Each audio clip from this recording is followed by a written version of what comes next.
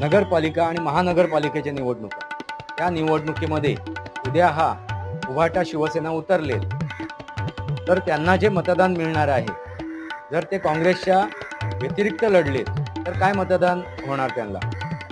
मग ते पारंपरिक मतदार त्यांच्याबरोबर येतील का? आणि जर उद्या मनसे त्यांच्यासोबत आली तर ते पारंपरिक मतदार त्यांच्यासोबत आहेत का? नाही आहे. मग जे काँग्रेसचे पारंपरिक मतदार आहेत, जे राष्ट्रवादीचे पारंपरिक मतदार आहेत, ते तरी त्यांच्यासोबत राहतील का?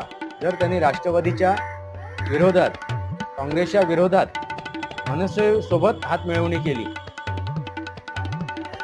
तर त्यांना हे मतदान मिळेल का? जे काँग्रेसचे आणि राष्ट्रवादी शरदचंद्रजी पवार यांच्या विचारधारेचे मतदार आहेत, ते यांना मतदान करतील का?